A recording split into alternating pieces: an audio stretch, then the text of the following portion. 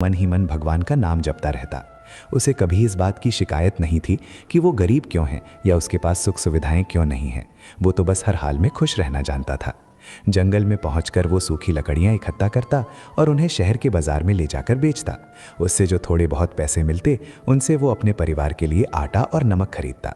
कभी कभी तो ऐसा भी होता कि पूरे दिन की मेहनत के बाद भी उसे बहुत कम पैसे मिलते और उस रात उसे और उसके परिवार को भूखे पेट सोना पड़ता।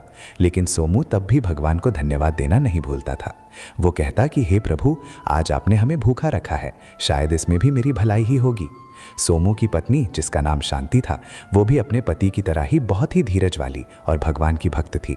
वो कभी सोमू से किसी चीज़ की मांग नहीं करती थी, बल्कि वो खुद भी आसपास के खेतों में छोटा मोटा काम करके घर चलाने में मदद करती थी। दोनों का जीवन बस एक दूसरे के सहारे और भगवान की भक्ति के बल पर कट रहा था।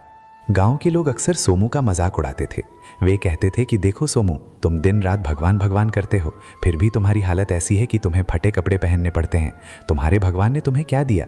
लेकिन सोमू मुस्कुराकर बस इतना ही कहता कि मेरे पास जो कुछ भी है वो मेरे मालिक की देन है और मैं उसी में खुश हूँ। मुझे उनसे कुछ मांगना नहीं है, मुझे तो बस उनका नाम लेना अच्छा लगता है। एक दिन की बात है, गर्मी का मौसम था और सूरज आग उगल रहा था।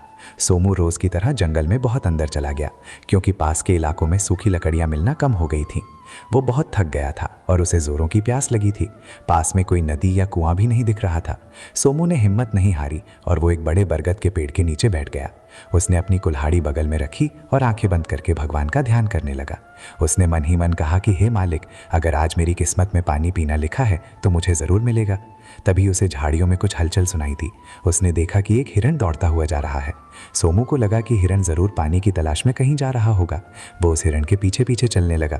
कुछ दूर जाने के बाद उसे पानी की कलकल सुनाई दी। वहाँ एक छोटा सा झरना बह रहा था, जिसका पानी चांदी की तरह चमक रहा था। सोमू की खुशी का ठिकाना न रहा। उसने पेट भरकर ठंडा पानी पिया और भगवान का शुक्रिया अदा किया।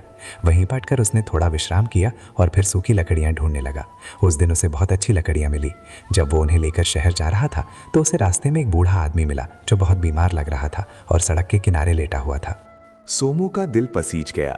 उसने अपनी लकड़ियों का गट्ठर नीचे रखा और उस बूढ़े आदमी के पास गया। उसने देखा कि वो आदमी भूख और प्यास से तड़प रहा था। सोमू के पास खुद खाने के लिए सिर्फ एक सूखी रोटी थी, जो उसकी पत्नी ने सुबह बांध कर दी।